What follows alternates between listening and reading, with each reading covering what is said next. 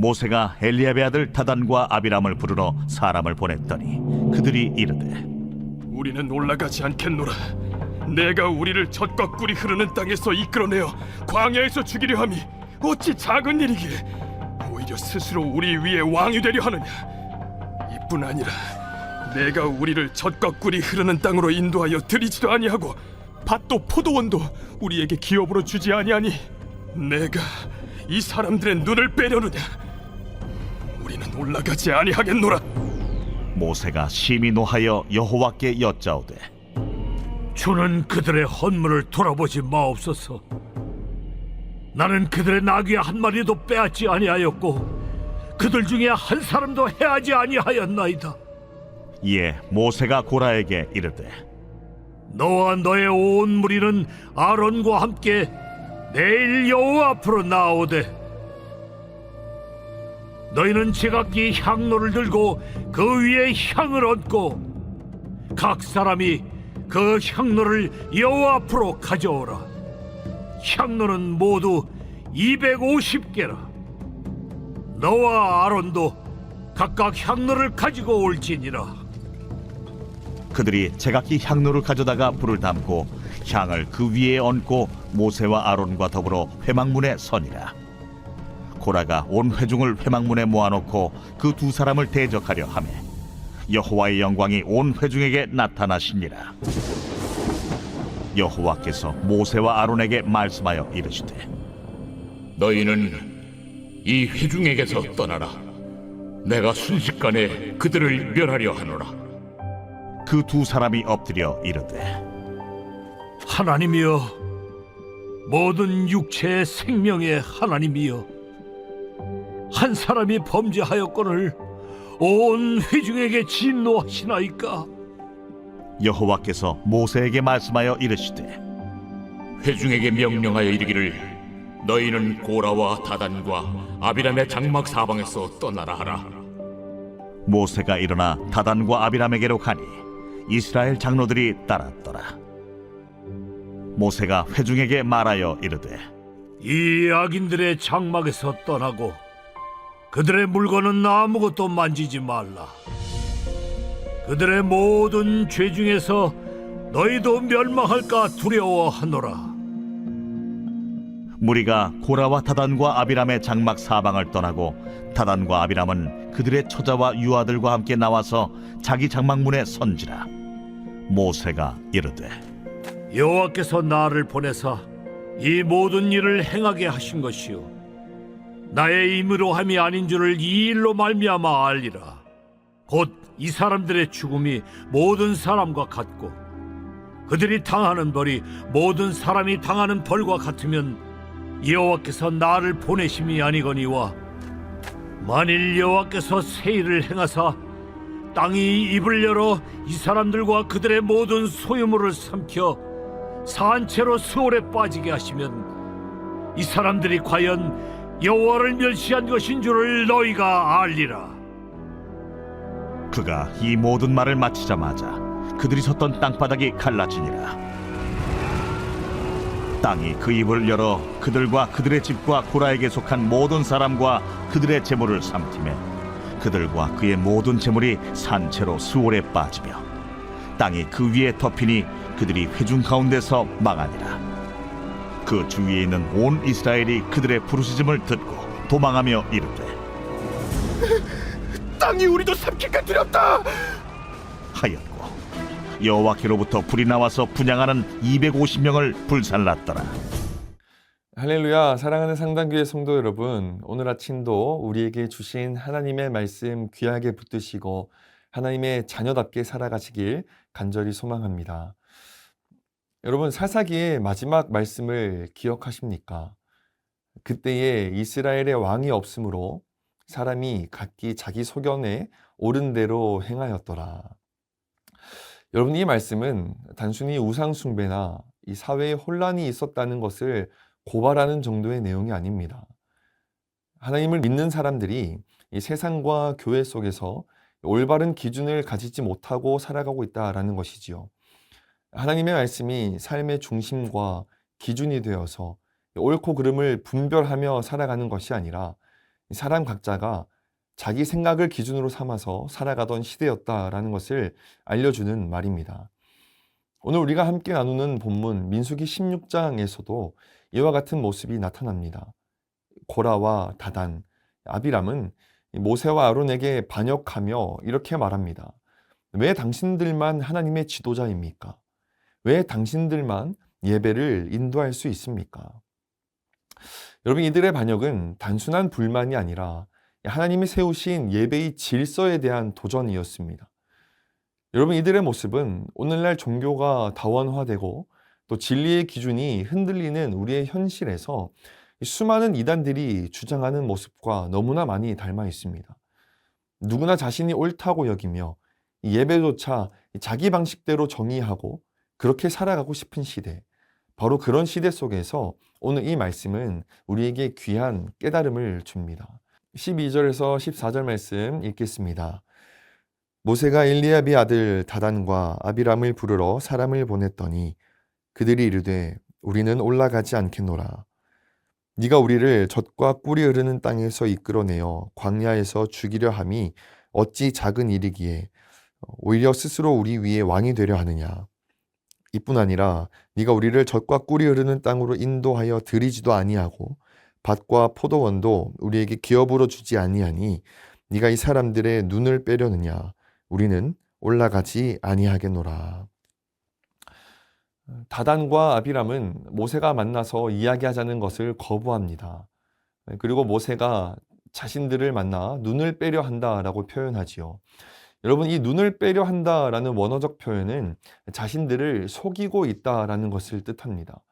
즉 모세가 애굽 땅에서부터 시작하여서 이 젖과 꿀이 흐르는 땅, 가나안 땅으로 지금까지 인도해 가고 있는데 지금까지의 모습을 보니 제대로 인도하지도 못하는 것 같고 우리가 속고 있다라는 것을 고발하고 있는 것이죠.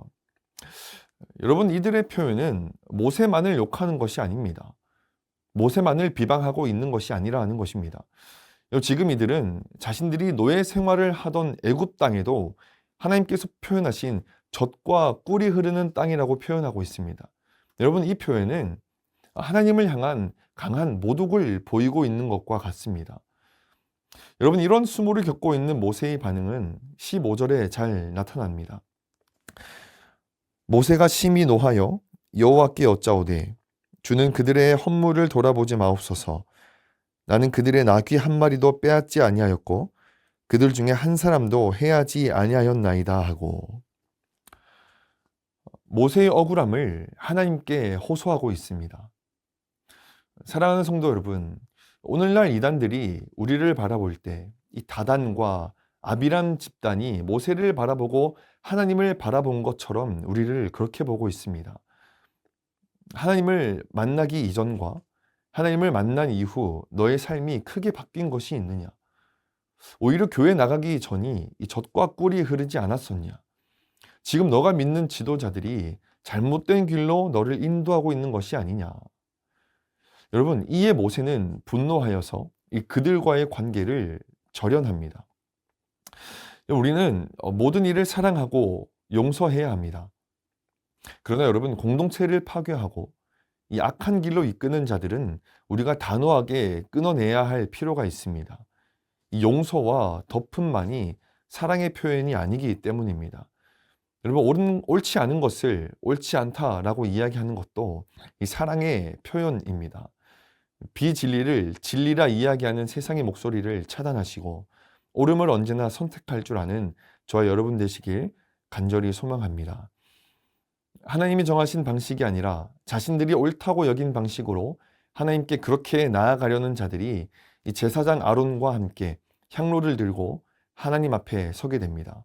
18절에서 19절 말씀입니다. 그들이 제각기 향로를 가져다가 불을 담고 향을 그 위에 얹고 모세와 아론과 더불어 회막문에 서니라. 고라가 온 회중을 회막문에 모아놓고 그 두 사람을 대적하려 하매 여호와의 영광이 온 회중에게 나타나시니라.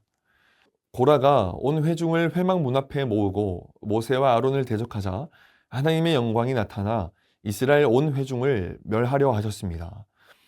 여러분, 제사장의 가장 중요한 역할 중 하나는 하나님의 진노가 회중에게 미치지 못하게 하는 중재하는 역할을 감당하고 있는 것입니다.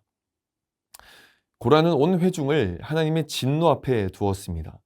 그러나 22절 말씀을 보면 모세는 진노를 보호하려고 합니다. 그리고 하나님께서는 회중에게 기회를 주십니다. 이 고라와 다단의 장막을 떠나라는 지시입니다. 하나님께서 고라의 장막은 성전이 될 수 없다라는 것을 선포하시는 것이지요.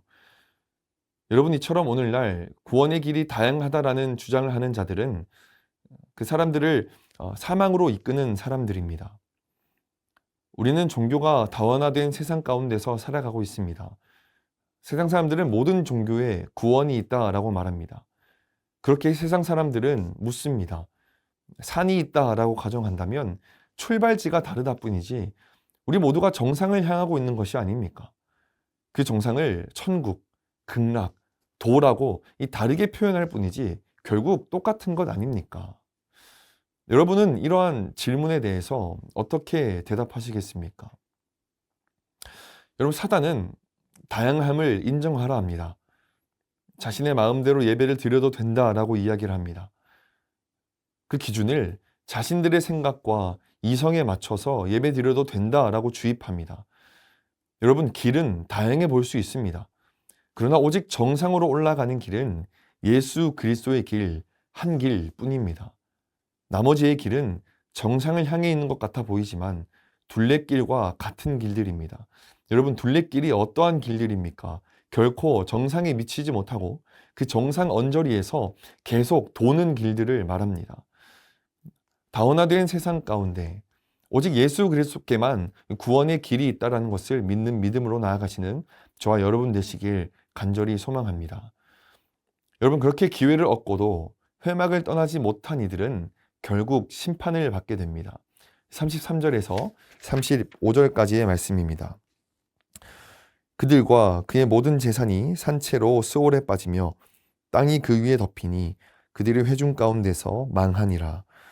그 주위에 있는 온 이스라엘이 그들의 부르짖음을 듣고 도망하여 이르되 땅이 우리도 삼킬까 두렵다 하였고 여호와께로부터 불이 나와서 분향하는 250명을 불살랐더라.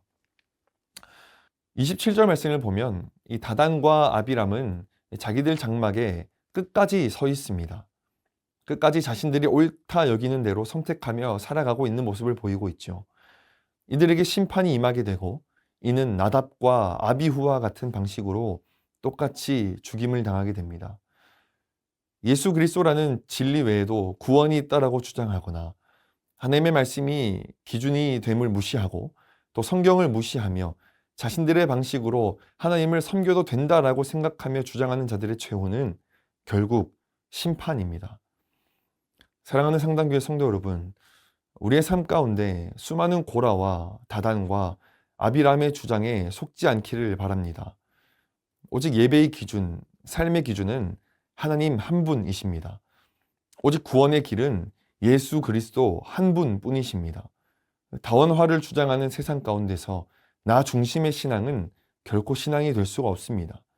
내 생각을 내려놓고 오직 하나님 말씀에만 순종하는 것이 바른 신앙임을 인정하며 오늘 하루를 살아내시는 저와 여러분 되시길 간절히 소망합니다. 함께 기도하도록 하겠습니다. 전능하시고 거룩하신 하나님 아버지, 흔들리는 세상 속에서도 오직 주님의 말씀만을 따르게 하시고 진리이신 예수 그리스도만을 굳건히 의지하며 살아갈 수 있게 우리 모두를 인도하여 주시옵소서. 하나님, 우리 마음 가운데 교만한 마음, 또 내 뜻을 앞세우려는 어리석음들 다 내려놓게 인도하여 주시고 날마다 온유하고 또 겸손하게 순종의 걸음을 주님과 함께 온전하게 걸어나가는 오늘 하루 될 수 있도록 주님 인도해 주실 줄 믿사오며 사랑이 많으신 예수님 이름으로 간절히 기도드립니다. 아멘.